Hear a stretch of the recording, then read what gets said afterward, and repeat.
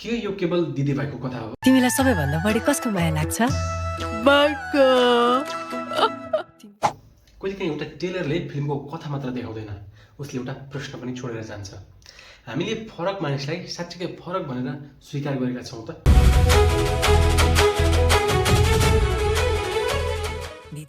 निता ढुङ्गानाको निर्देशनमा आउन लागेको फिल्म पार्वतीको ट्रेलर हेर्दा सुरुमा एउटा दिदीभाइको भावनात्मक कथा जस्तो लाग्छ। तर अलिक गहिरिएर हेर्ने हो भने यो फिल्म केवल पार्वती र किरणको कथा होइन, यो परिवार, समाज, स्वीकार्यता र निस्वार्थ मायाको कथा हो। र यही कारणले पार्वतीको ट्रेलरले दर्शकको ध्यान तानिरहेको छ। पहिलो कुरा, पार्वती पात्र किन महत्त्वपूर्ण छिन्? ट्रेलरमा निता ढुङ्गाना अटिजम भएकी पार्वतीको भूमिकामा देखिएकी छन्।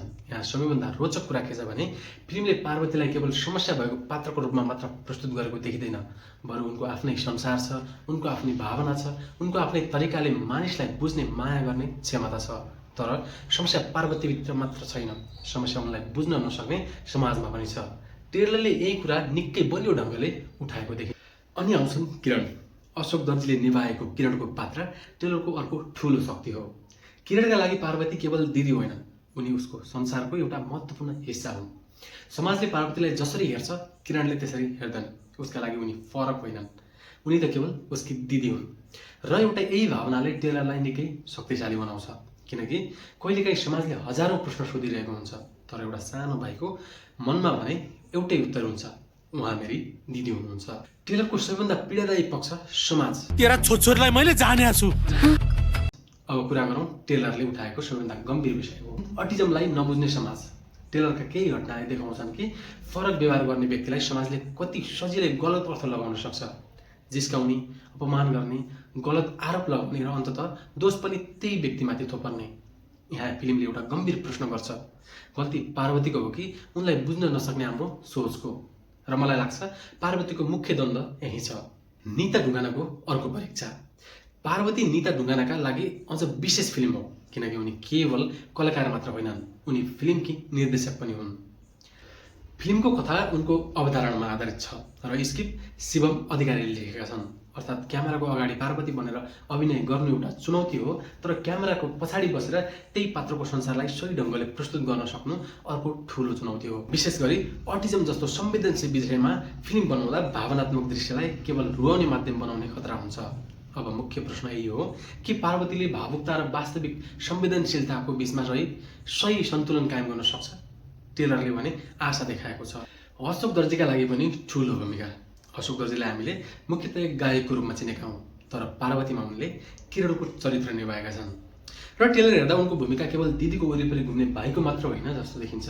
किरण आफै कथाको भावनात्मक ब्याकबोन बन्न सक्ने सम्भावना देखिन्छ। विशेष गरी दिदी र भाइ बीचको सम्बन्धमा अशोकले देखाएको भाव, यही स्तरको अभिनय पुरा फिल्ममा कायम रह्यो भने अशोक दर्जीका लागि पार्वती एउटा महत्त्वपूर्ण अभिनय यात्रा बन्न सक्छ। ट्रेलरको अर्को राम्रो पक्ष, यसले सबै कुरा खोल्दैन। मलाई पार्वतीको ट्रेलरमा सबैभन्दा राम्रो लागेको कुरा के हो भने यसले कथा पूर्ण रूपमा बताइदिएको छैन। हामीलाई पार्वतीको अवस्था थाहा हुन्छ, किरणसँगको सम्बन्ध थाहा हुन्छ, परिवारको समस्या देखिन्छ, समाजको व्यवहार देखिन्छ, तर अब उनीहरूको जीवनमा वास्तवमा के हुन्छ त्यो प्रश्न बाँकी राखिएको छ। र यही प्रश्नले दर्शकलाई हलसम्म पुर्याउने काम गर्न सक्छ। के यो केवल रुवाउने फिल्म हो? यहाँ चाहिँ म अलिक फरक कुरा भन्न चाहन्छु। ट्रेलर हेर्दा फिल्म निकै भावुक देखिन्छ, तर यही फिल्मले केवल दर्शकलाई रुवाउने उद्देश्य राखेको हो भने त्यो पर्याप्त हुँदैन, किनकि अटिजम जस्तो विषयमा फिल्म बनाउनु भनेको आँसु निकाल्नु मात्र होइन, यसले दर्शकलाई बुझ्न पनि सिकाउनुपर्छ, स्वीकार गर्न सिकाउनुपर्छ र सबैभन्दा महत्त्वपूर्ण फरक हुनु कमजोरी होइन भन्ने कुरा महसुस गराउन सिकाउनुपर्छ। यदि पार्वतीले यो कुरा फिल्मभित्र प्रभावकारी ढङ्गले स्थापित गर्न सक्यो भने यो केवल भावनात्मक फिल्ममा सीमित रहने छैन।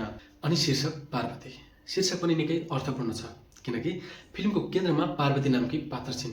तर ट्रेलर हेर्दा लाग्छ पार्वती एउटा व्यक्तिको मात्र नाम होइन, यो एउटा यस्तो पात्रको प्रतिनिधित्व हो जसलाई समाजले बुझ्न सकेन, तर जसको संसारमा माया, भावना र सम्बन्धको कुनै कमी छैन।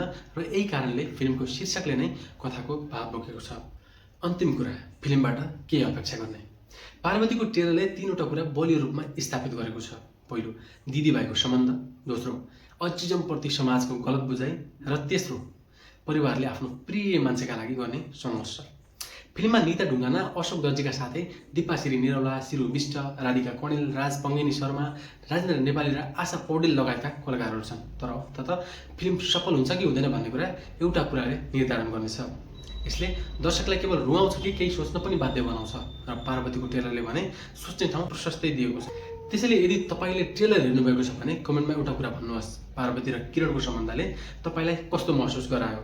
र अर्को प्रश्न, के नेपाली फिल्ममा यस्ता संवेदनशील सामाजिक विषयमा अझ धेरै फिल्म बन्नुपर्छ? पार्वती भदौ 12 गते अर्थात् अगस्त 28बाट प्रदर्शनमा आउँदैछ। फिल्म हेरेपछि तपाईँको विचार के रह्यो त्यो पनि हामीसँग सेयर गर्नुहोला, किनकि कहिलेकाहीँ एउटा फिल्मको सबैभन्दा ठुलो सफलता बक्स अफिस होइन, दर्शकको मनमा छोडेको एउटा प्रश्न हुन्छ र पार्वतीले अहिले नै एउटा प्रश्न छोडिसकेको छ। फरक मान्छेलाई हामीले कहिले फरक होइन आफ्नै मान्छे हो भनेर हेर्न सिक्ने।